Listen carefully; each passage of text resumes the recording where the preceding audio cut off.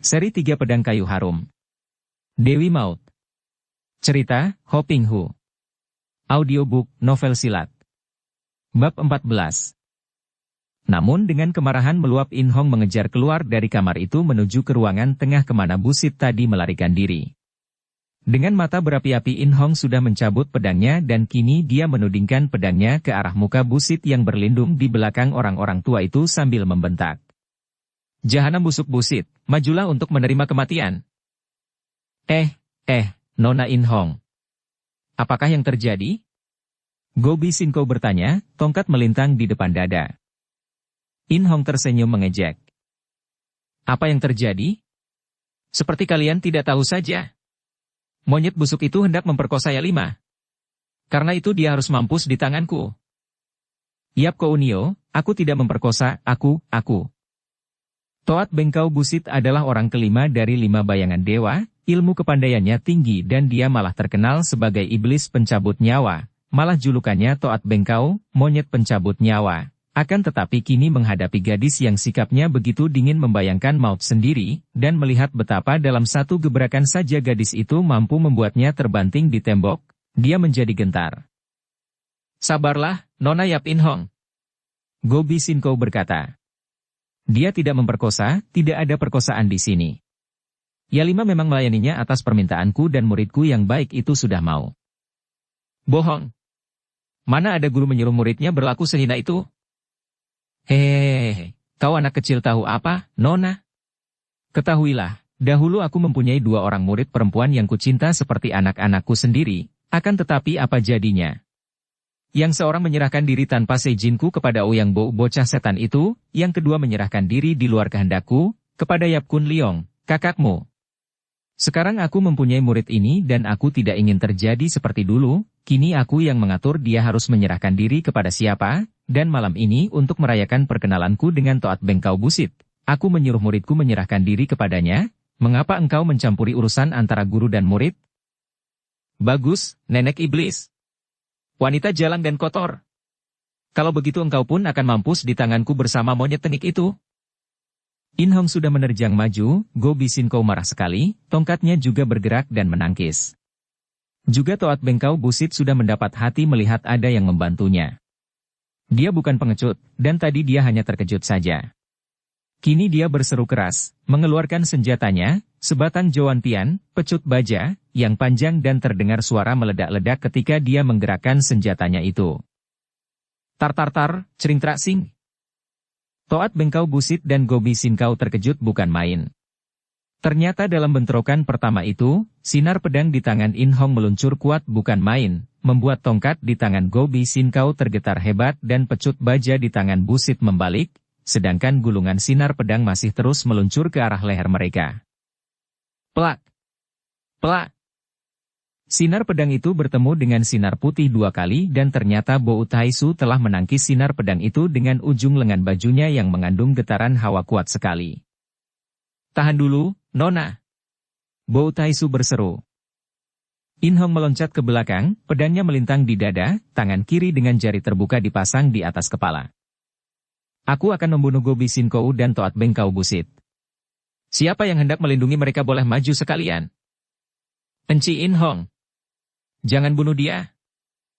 Tiba-tiba Yalima lari dari dalam dan dia sudah membetulkan bajunya yang robek, mengikatnya dengan sapu tangan dan kemudian menyusul keluar. In Hong mengerutkan alisnya, heran sekali mendengar ini.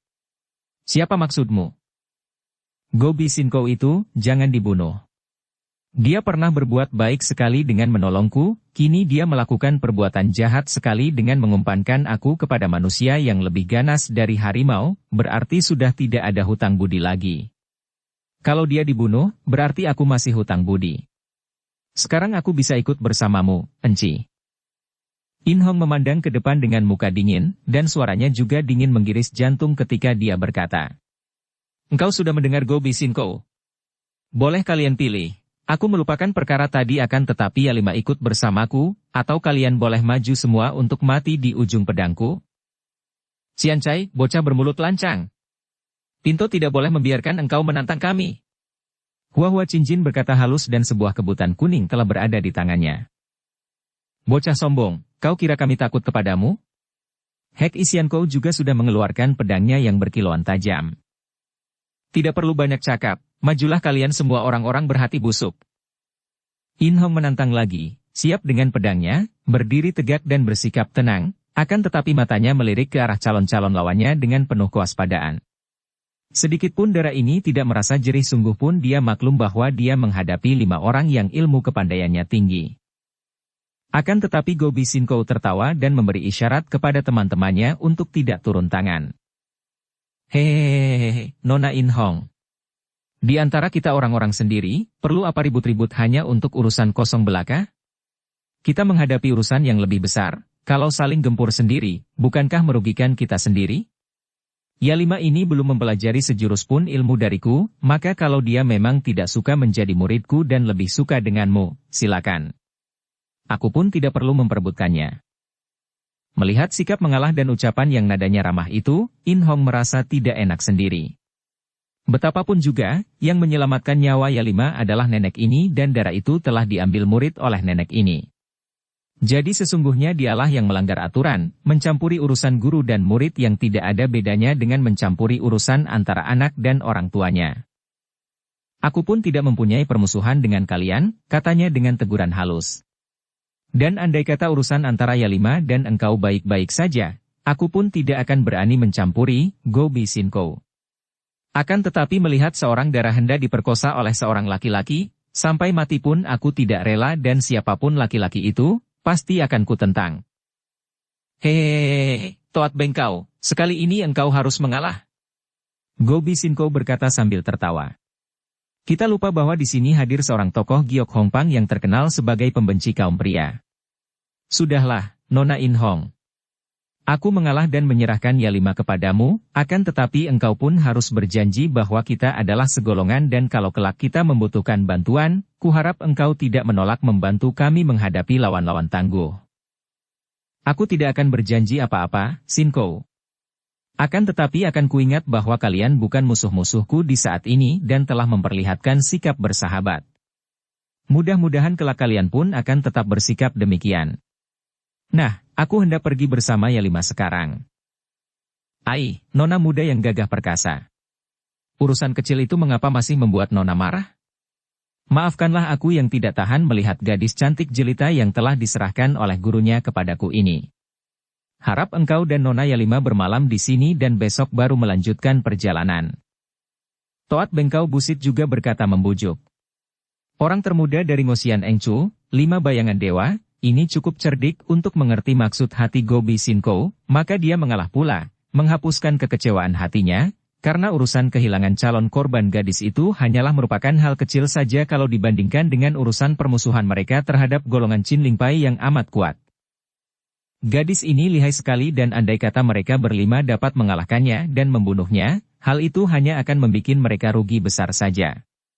Menurut cerita nenek itu, gadis ini biarpun menjadi adik kandung Yap Kun Liong, bahkan tadinya hendak dijadikan calon mantu oleh ketua Chin Lingpai, akan tetapi gadis ini tidak mau bahkan telah memperlihatkan sikap bermusuhan dengan Chin Lingpai, sudah bentrok pula dengan putri ketua Chin Lingpai. Maka dapat dijadikan sebagai sekutu untuk kelak jika mereka telah berhadapan langsung melawan Chin Lingpai. Akan tetapi In Hong masih merasa panas hatinya sehingga bujukan dan sikap manis dari Busit ini diterimanya dengan senyum mengejek dan dia menggeleng kepala. Kami berdua harus pergi sekarang juga. Selamat tinggal. Mari, Ya5. Setelah berkata demikian, In Hong menyarungkan pedangnya, menyambar lengan Ya5 dan darah Tibet ini menjerit ngeri ketika tiba-tiba tubuhnya dibawa, terbang, keluar dari tempat itu dan menghilang di dalam kegelapan. Setelah In Hong bersama Ya5 menghilang, nenek berpakaian serba hitam Hek Isiankou menyarungkan pedang sambil bersungut-sungut. Ih, Sinkou, sungguh keterlaluan sekali. Tentu kita dianggap takut melawan dia. Betapa memalukan. Gobi Sinkou terkekeh-kekeh dan memukul-mukul tongkatnya di atas lantai. Qiankou, sabar dan tenanglah, pikir baik-baik. Siapa takut terhadap anak ayam itu? Akan tetapi kita harus bersikap cerdik. Urusan antara dia dan kita, hanya mengenai diri Ya5 yang belum menjadi muridku dan kalau Toat Bengkau menghendaki gadis cantik, apa sih sukarnya bagi dia? Mengapa urusan perawan Tibet, bocah dusun itu, harus merugikan kita semua? Yap In Hong adalah murid terkasih dari ketua Giok Hong Pang, sebaiknya bersahabat dengan dia daripada bermusuh. Chin Ling Pai saja sudah merupakan musuh yang harus kita hadapi dengan pengerahan tenaga kita yang bergabung, apalagi kalau harus ditambah dengan Giok Hong Pang sebagai musuh, betapa akan beratnya bagi kita. Go Bisin kau sungguh benar, dan tepat sekali. Toat Bengkau berkata. Nona itu memang lihai sekali, kalau kita bisa menarik dia, apalagi gurunya dan seluruh Giok Hong Pang berdiri di pihak kita untuk menghadapi Chin Ling Pai, tentu kedudukan kita akan menjadi jauh lebih kuat lagi. Kalau begitu biarlah aku bersabar hati. Besok kalau kita tidak membutuhkan dia lagi, aku pasti akan mencarinya untuk membalas tantangannya yang amat merendahkan hati ini, baru hatiku akan puas. Hek Isiankou mengomel dan mereka lalu kembali ke ruangan untuk menyiram hati yang panas dengan arak sebelum pergi beristirahat. Sementara itu, setelah keluar dari Gyeokkesan, In Hong mengajak Yalima melanjutkan perjalanan dan baru mereka berhenti setelah tiba di sebuah tempat perhentian di pinggir jalan yang kecil dan atapnya sudah banyak rusak. Mereka duduk di atas bangku kayu yang sudah reot pula. Enci In Hong, engkau telah menjadi banyak repot karena diriku, kata Yalima. Tempat itu amat gelap dan mereka hanya saling dapat melihat bayangan mereka di dalam penerangan remang-remang dari cahaya bintang-bintang di langit. In Hong menghela napas panjang. Yang membikin aku repot bukanlah engkau, Yalima, melainkan kaum pria macam Toat Bengkau itulah. Selama dunia masih terdapat banyak laki-laki macam dia, aku akan selalu repot karena aku akan berusaha untuk menentang dan membasmi mereka. Enci In Hong, sekarang kita hendak pergi kemana? Kita beristirahat di sini sampai malam lewat. Besok kita ke Chinlingsan menyusul pacarmu dan engkau akan kuserahkan pada mereka. Dan engkau? Aku akan pergi. Sudahlah, kau boleh tidur melepaskan lelah di lantai ini, dan jangan ganggu aku. In Hong lalu duduk bersila di sudut tempat itu, tidak bicara lagi. Yalima juga tidak berani mengganggu dan darah Tibet ini lalu rebah melingkar di atas lantai mencoba untuk menidurkan tubuhnya yang sudah amat lelah itu. In Hong melamun. Sebetulnya, hanya pada lahirnya saja dia kelihatan tidak peduli akan keadaan kakaknya, karena dia memang sejak kecil dilatih untuk bersikap dingin. Namun, di lubuk hatinya, dia merasa amat kasihan kepada kakak iparnya, dan kasihan kepada kakak kandungnya yang tentu akan hancur hatinya kalau melihat istrinya tewas secara menyedihkan itu. Maka dia sudah mengambil keputusan, di dalam hatinya. Setelah dia mengantar Yalima ke Chin Ling Pai, menyerahkan darah itu kepada Chia Bun Hou yang sudah sepatutnya mengawini gadis ini, dia akan pergi untuk melakukan penyelidikan, mencari pembunuh kakak iparnya yang tadinya dia sangka tentulah Go Bisin Kou akan tetapi yang belum ada buktinya itu. Dia akan mencari pembunuh itu sampai ketemu, dan membalaskan dendam kematian kakak iparnya. Dan dia pun akan menyelidiki 5 bayangan dewa, yaitu Toat Bengkau Busit yang dibencinya, bersama kawan-kawannya, dan mencoba untuk merampas pedang Siang Hokiam dan menyerahkan pedang pusaka itu kepada gurunya. Dengan demikian barulah dia akan mengangkat nama gurunya, dan gurunya tentu akan merasa bangga sekali.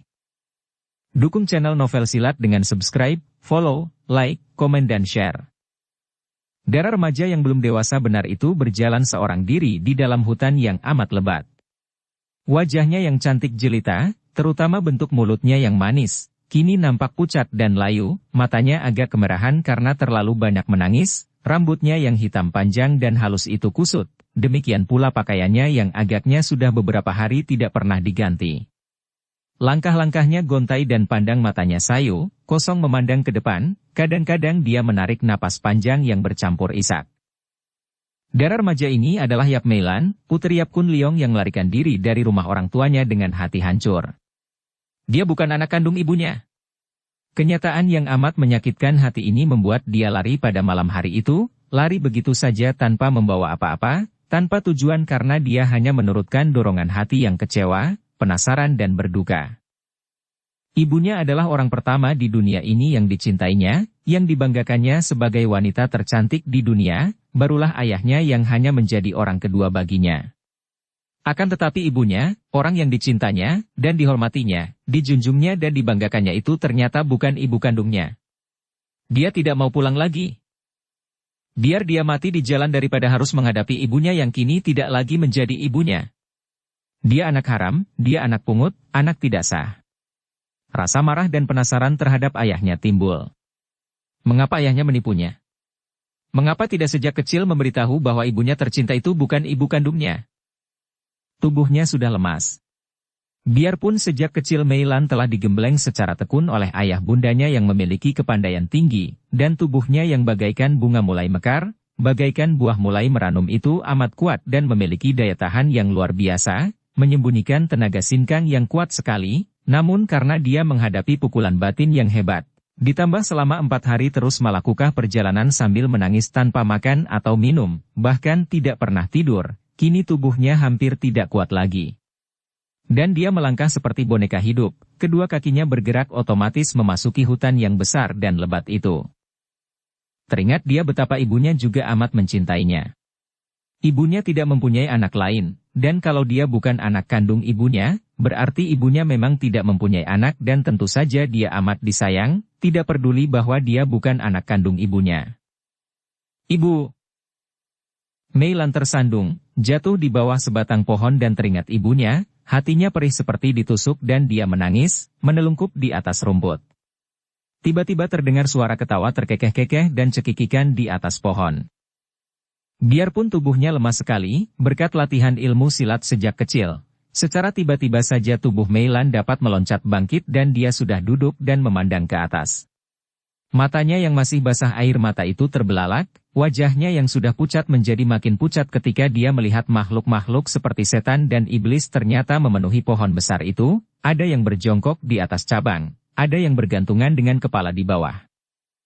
Tubuh mereka itu seperti manusia, akan tetapi muka mereka mengerikan, ada yang merah seperti darah, ada yang putih seperti kapas, dengan mata lebar dan mulut penuh gigi besar-besar bertaring. Jantung Meilan berdebar seperti hendak melarikan diri dari dalam dadanya ketika dia melihat pemandangan yang mengerikan itu, dan sejenak hanya dapat memandang terbelalak ke atas, berganti-ganti memandang 7 makhluk aneh yang mengeluarkan suara tertawa-tawa itu. 7 makhluk yang bertubuh manusia bermuka setan itu kini berloncatan ke bawah. Gerakan mereka ringan dan mereka sudah mengepung Meilan sambil berjingkrak menari-nari dan tertawa-tawa. Di balik rasa ngeri dan takutnya yang hebat, timbul kemarahan di hati Meilan. Setan atau bukan, mereka ini datang menggodaku, pikirnya marah dan tiba-tiba darah remaja ini mengeluarkan suara melengking nyaring, tubuhnya menerjang ke depan dan dia sudah menghantamkan tangan kanannya dengan jari-jari terbuka ke arah seorang iblis berwajah biru. Iblis itu tertawa dan menangkis. Pelak! Des! Iblis muka biru itu terpelanting dan berteriak kesakitan, sedangkan 6 iblis lainnya mengeluarkan seruan aneh karena terkejut. Mereka agaknya sama sekali tidak menyangka bahwa gadis cilik ini telah memiliki kesaktian sedemikian hebatnya sehingga seorang di antara mereka sampai terpukul roboh. Seorang di antara mereka yang berwajah merah mengeluarkan suara aneh dan kini 6 orang itu yang berdiri mengurung Meilan. Kemudian mereka mengangkat kedua lengan ke atas, jari-jari tangan mereka bergerak-gerak dan mulut mereka mengeluarkan suara perlahan dengan bibir berkemak-kemik seperti orang membaca mantera. Mata mereka yang melotot lebar itu mengeluarkan sinar yang berpengaruh dan aneh. Meilan berdiri di tengah-tengah, memutar-mutar tubuh memandang mereka dengan mata terbelalak penuh kengerian dan ketakutan, kemudian pandang matanya terpikat oleh gerakan-gerakan jari tangan mereka dan telinganya penuh dengan suara mereka yang tidak dia mengerti maknanya. Kemudian ketika 6 orang itu bergerak mengelilinginya dengan jari-jari tangan masih bergerak-gerak, dia merasa kepalanya pening dan pandang matanya berkunang. Beberapa kali matanya terpejam dan dibukanya kembali dengan paksa, kepalanya diguncang keras untuk mengusir kepeningan karena dalam keadaan pening dan mengantuk, amat berbahaya menghadapi lawan, apalagi lawan-lawan yang aneh dan menyeramkan ini. Akan tetapi tiba-tiba di antara suara perlahan seperti membaca mantera itu terdengar suara yang jelas, perlahan akan tetapi berwibawa. Nona kecil, engkau amat lelah dan mengantuk, mengapa tidak tidur? Tidurlah. Meilan mendengar suara ini dan memang dia amat lelah dan mengantuk, maka anjuran itu amat menyenangkan dan otomatis dia menjawab. Aku mau tidur. Ya, tidurlah. Rebahlah di atas rumput halus. Tidurlah. Di sudut hatinya Meilan merasa aneh sekali dan tidak semestinya kalau dia tidur padahal menghadapi orang-orang atau setan-setan aneh ini, akan tetapi rasa kantuknya tak dapat dilawannya lagi dan seluruh tubuhnya sudah lelah seperti kehabisan tenaga. Maka dia lalu menjatuhkan diri berlutut, dan menggulingkan diri rebah miring dan suara itu masih terus mengiang di telinganya. Tidurlah, tidurlah dengan nyenyak, tidurlah. Selanjutnya Meilan sudah tidak tahu apa-apa lagi. Dia tidur sedemikian nyenyaknya seperti orang pingsan atau mati hingga dia tidak merasa lagi betapa dia digotong oleh setan-setan berwajah menyeramkan itu, dibawa ke sebuah lereng bukit yang menyambung hutan itu, dibawa ke sebuah perkampungan kecil yang hanya terdiri dari beberapa buah pondok. Nona, bangunlah. Suara ini terdengar amat jauh, akan tetapi begitu jelas memasuki telinga Meilan dan dia membuka kedua matanya. Tubuhnya terasa nyaman dan pikirannya tenang. Dia tidak ingat apa-apa lagi, yang teringat hanya bahwa dia harus bangun. Ketika dia bangkit dan duduk, ternyata dia berada di sebuah kamar dan tadi tidur di atas pembaringan. Beberapa orang yang mukanya mengerikan berada di kamar itu, dan seorang di antara mereka duduk tak jauh dari pembaringannya, yaitu si muka merah yang matanya mengeluarkan sinar penuh kekuatan mujizat. Nona, perutmu lapar sekali, engkau makanlah. Makanan sudah tersedia di meja makan dan minumlah sekenyangnya, Nona. Tidak ada perasaan sungkan dan takut dalam hatimu. Makanlah. Perut Meilan berkeruyuk. Memang sudah 4-5 hari dia tidak makan dan tidak minum. Dan matanya melihat nasi dan masakan berada di atas meja dekat pembaringan, masih mengepulkan uap dan baunya sedap sekali. Seperti dalam mimpi rasanya, dan tanpa sungkan-sungkan lagi, Meilan lalu turun dari pembaringan, duduk di atas bangku menghadapi meja makan dan makanlah darah remaja ini sekenyangnya. Pulih kembali tenaganya dan wajahnya yang tadinya pucat kembali menjadi kemerahan. Akan tetapi ketika dia yang tidak biasa minum arak itu hanya minum air teh yang tersedia di situ, terdengar suara si muka merah. Arak wangi berada di depanmu itu dapat menambah tenaga. Kau minumlah arak itu, Nona. Suara itu meresap ke dalam hatinya dan tak dapat dilawannya lagi, otomatis tangannya meraih cawan terisi arak dan diminumnya arak itu. Akan tetapi, baru saja cawan itu menempel di bibirnya, bibir dan lidahnya merasakan sesuatu yang membuatnya terkejut. Tidak percuma Meilan menjadi putri pendekar sakti Yap Kun Leong yang sejak kecil selain sudah menerima gemblengan ilmu silat, juga oleh ibunya telah diberitahu akan tanda-tanda makanan maupun minuman yang mengandung racun. Begitu bibir dan lidahnya merasai bahwa arak itu mengandung racun pembius, seketika dia teringat akan ayah ibunya dan teringat akan kesemuanya. Bukan main kaget dan herannya melihat betapa dia menurut saja kepada suara yang menyuruhnya itu, makan sampai kenyang dan hampir saja minum arak beracun. Adanya racun dalam arak yang disuruh minum oleh si muka merah itu, sekaligus menyadarkannya bahwa dia berada di dalam cengkeraman orang-orang jahat. Teringatlah dia betapa di dalam hutan dia telah merobohkan seorang di antara mereka, betapa kemudian 6 orang itu dengan cara aneh telah membuat dia tidak dapat melawan, bahkan dia lalu tidak ingat apa-apa lagi. Dia tentu telah kena sihir.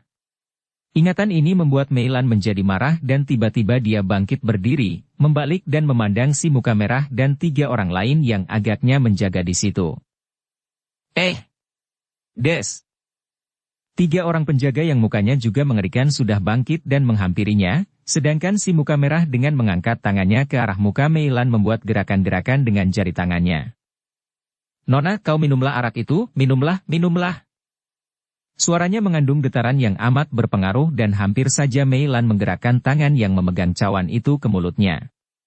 Akan tetapi karena dia sudah teringat dan sadar, dia maklum bahwa suara berpengaruh itu adalah suara musuh yang tidak seharusnya diturut, maka dengan marah dia lalu melemparkan cawan arak itu ke arah si muka merah sambil membentak. Minumlah sendiri. Si muka merah terkejut, cepat mengelak akan tetapi tetap saja arak yang muncrat dari cawan itu mengenai mukanya. 3 orang lainnya sudah menubruk maju karena melihat bahwa darah itu telah dapat melepaskan diri dari ikatan sihir. Akan tetapi kini Meilan sudah sadar benar dan dia menggerakkan kaki tangannya menghadapi 3 orang itu. Kaki dan tangan Meilan berukuran kecil saja, akan tetapi mengandung tenaga yang amat dahsyat karena dia menggerakkannya dengan pengerahan tenaga sinkang. 2 orang roboh oleh tamparan kedua tangannya dan orang ketiga yang menubruk dari belakangnya, bertemu dengan kaki Meilan yang melakukan tendangan sambil memutar tubuh. Kakinya melayang tinggi ke atas, tepat menghantam muka orang ketiga itu. Des, aug. Orang itu terpelanting dan roboh terguling dan Meilan melihat betapa tendangannya yang tepat mengenai dagu orang itu membuat topeng orang itu terbuka. Kiranya wajah-wajah menyeramkan itu hanyalah topeng belaka, topeng yang amat baik buatannya sehingga kalau dipakai hampir tidak kelihatan seperti topeng dan di balik topeng itu adalah wajah seorang laki-laki yang biasa saja. Hal ini membesarkan hati Meilan dan dia sudah meloncat ke depan ketika melihat si muka merah menyambar sebatang toya kuningan dari sudut kamar. Toya itu memapakinya dan menyambar secepat kilat ke arah leher. Meilan menundukkan muka, merendahkan sedikit tubuhnya dan dari bawah tangan kirinya yang dikepal menyambar ke depan, kakinya bergerak maju dan pukulan tangan kiri itu mengarah dada lawan. Akan tetapi si muka merah itu agaknya pandai juga ilmu silat. Dia cepat meloncat ke samping dan toyanya kembali sudah menyambar ke arah kaki Meilan dengan serampangan yang kuat sekali. Akan tetapi tiba-tiba si muka merah terkejut setengah mati karena darah itu lenyap dari depannya. Dia adalah seorang yang biasa menyamar seperti setan akan tetapi kini dia menjadi ngeri melihat darah itu bisa menghilang, seperti setan pula. Setan muka merah, aku di sini. Meilan mengejek dan memang anak ini pada dasarnya berwatak jenaka. Kini setelah dia sadar benar dan dapat menguasai keadaan, timbul kenakalannya sehingga dia mempermainkan si muka merah atau si topeng merah. Lawannya menggereng marah, membalik sambil menggerakkan toyanya yang kini dimainkan dengan cepat, diputar-putar dan secara bertubi-tubi menerjang ke arah Meilan yang meloncat dan mengelak ke sana kemari dengan enak dan mudah saja. Sialan! Meilan mengejek. Kiranya kalian hanya setan-setan palsu saja. Aku tidak membunuh kalian hanya karena mengingat bahwa kalian sudah memberi makan kepadaku. Hayo buka kedok merahmu itu. Akan tetapi si muka merah yang menjadi makin marah itu menyerang terus, dan Meilan menjadi repot juga. Cepat dia meloncat tinggi ke atas dan seperti tadi, dia hendak melewati kepala lawan.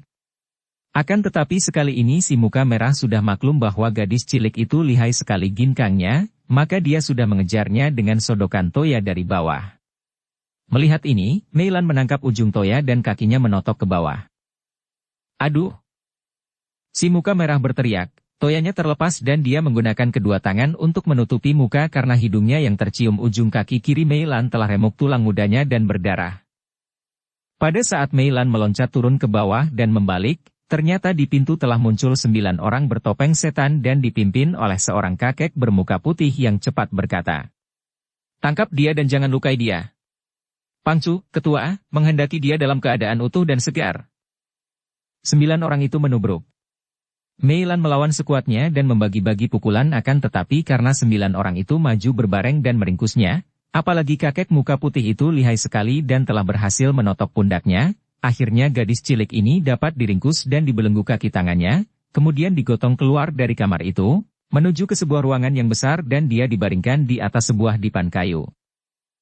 Meilan berusaha untuk mengerahkan tenaga membebaskan diri dari belenggu itu, namun sia-sia belaka.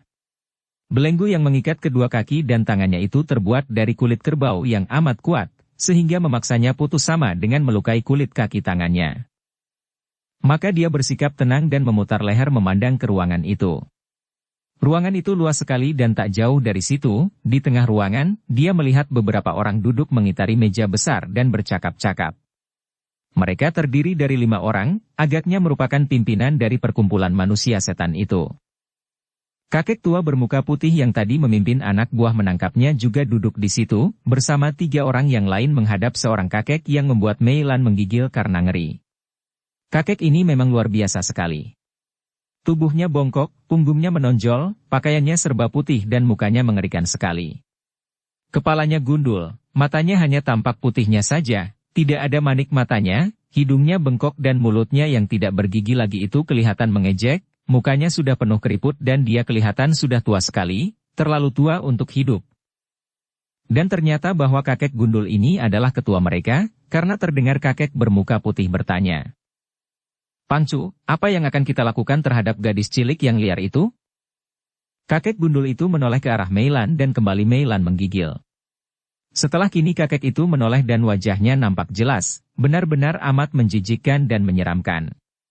Mata itu benar-benar tidak ada hitamnya, putih semua dan bergerak-gerak. Mata dan wajah seperti itu tidak pantas menjadi wajah manusia, pantasnya menjadi wajah setan di neraka. Akan tetapi jangan-jangan dia memakai topeng seperti anak buahnya, pikir Meilan. Hehehe, kalian tidak tahu. Bocah seperti inilah yang selalu kucari-cari. Kebetulan sekali kalian menemukan dia di hutan pada saat kita hendak mengadakan upacara sembahyang di bulan purnama.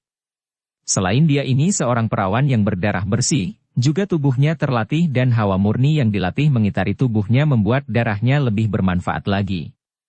Tunggu saja kalian malam nanti, beberapa tetes darahnya akan memperkuat tenaga batin kalian dan akan meningkatkan kekuatan sihir kalian. Mereka tertawa-tawa dengan girang sambil menoleh ke arah Meilan. Mendengar percakapan itu, tentu saja Meilan menjadi terkejut dan juga takut sekali. Mereka itu bukan manusia. Mereka adalah iblis-iblis yang ingin menghisap darahnya. Lepaskan aku. Meilan tiba-tiba menjerit dengan keras.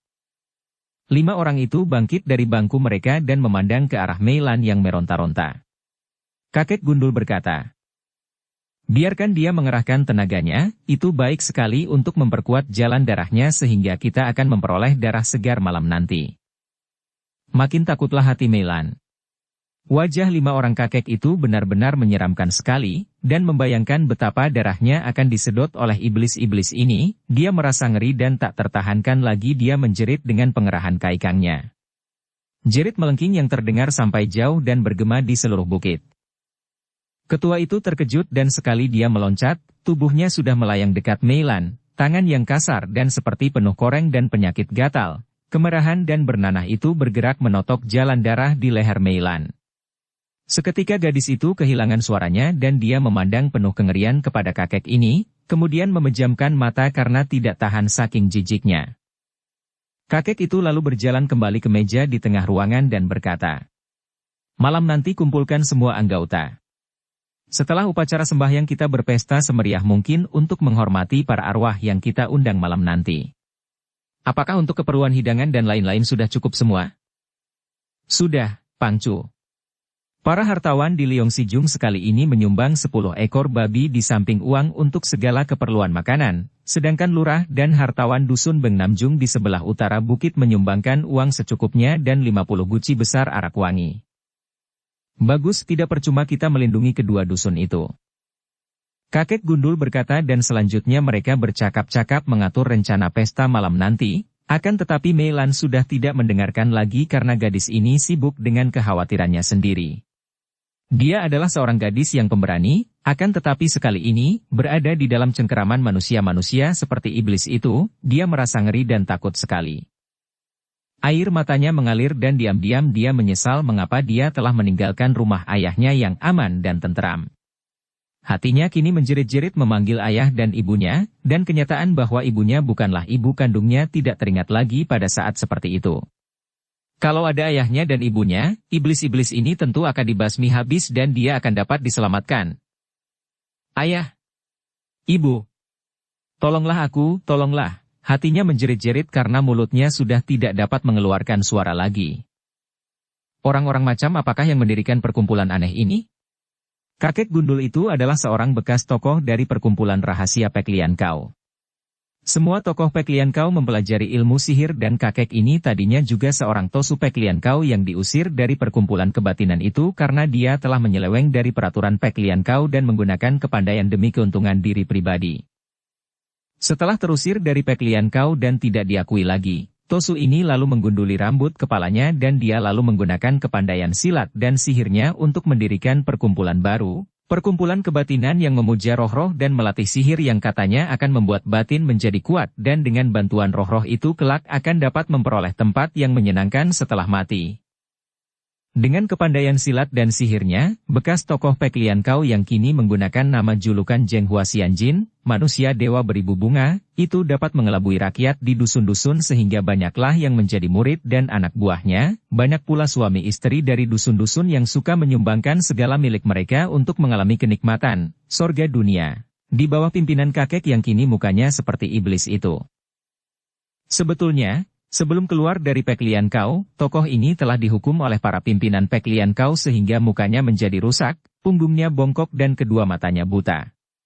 Akan tetapi, berkat kepandaiannya yang tinggi, dia masih dapat menggunakan keburukan mukanya ini sebagai modal sehingga menimbulkan kepercayaan kepada orang-orang yang selalu mengejar keanehan-keanehan di dunia ini.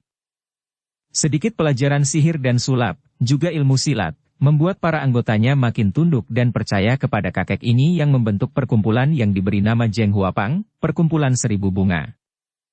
Satu di antara kepercayaan yang disebarkan oleh Zheng Hua Xianjin adalah bahwa untuk dapat bersahabat dengan para roh, setan dan iblis yang kelak akan menjadi pembantu-pembantu mereka, muka para anggota itu harus menggunakan topeng yang seburuk-buruknya. Makin buruk makin baik sehingga para iblis dan setan tidak merasa rendah bercampuran dengan manusia-manusia yang mukanya buruk itu. Inilah sebabnya maka semua anggota yang aktif membantu kakek itu, semua memakai topeng setan dan si ketua sendiri karena memang mukanya sudah buruk, tanpa topeng pun sudah paling jelek dan menakutkan di antara mereka semua. Dan memang sebab terutama yang menggerakkan ketua itu mengeluarkan kepercayaan aneh ini adalah untuk mengangkat harga dirinya yang dirasa menurun karena mukanya yang buruk.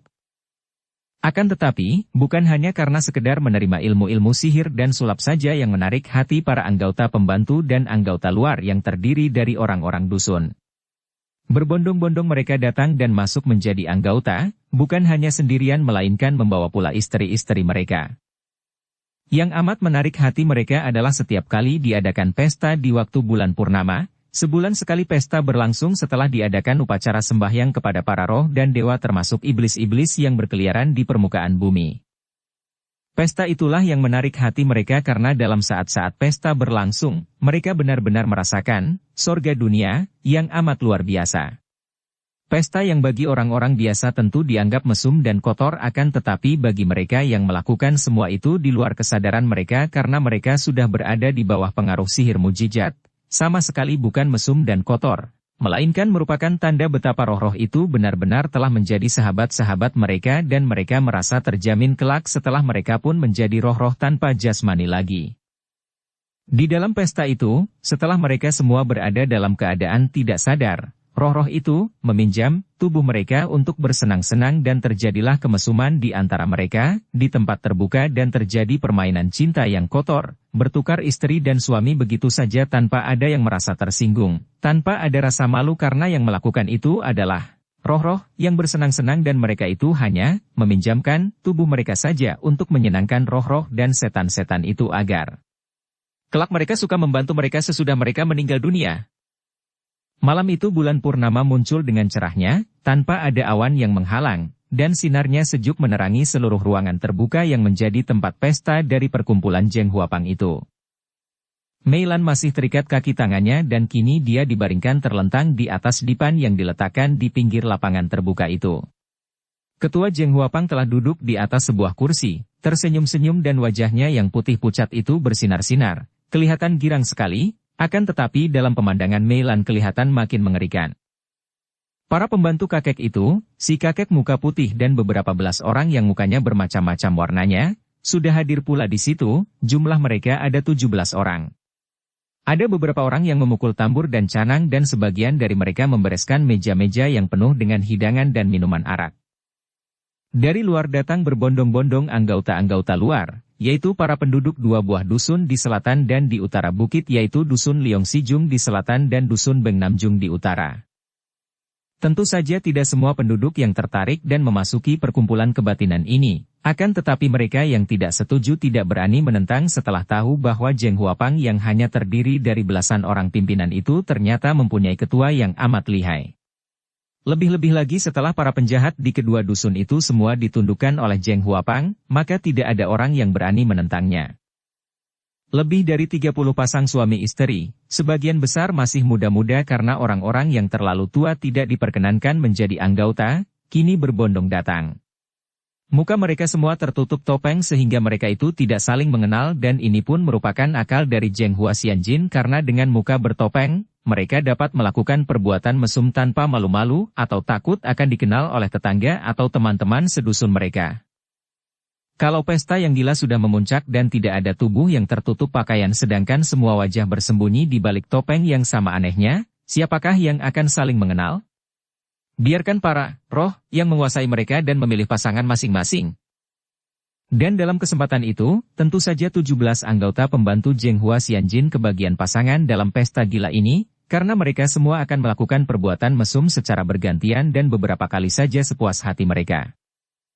Hanya Zheng Hua Xianjin yang tidak ikut-ikut dalam pesta mesum ini, Karena dia sendiri sudah tidak lagi tertarik melakukan kemesuman itu, lebih senang menonton sambil memanfaatkan keadaan itu untuk mengumpulkan hawa mujizat dari semua kemesuman yang tiada taranya itu, di mana membubung tinggi hawa-hawa mujizat dari kemaksiatan yang dapat ditampungnya dan dipergunakan untuk memperkuat ilmu hitamnya.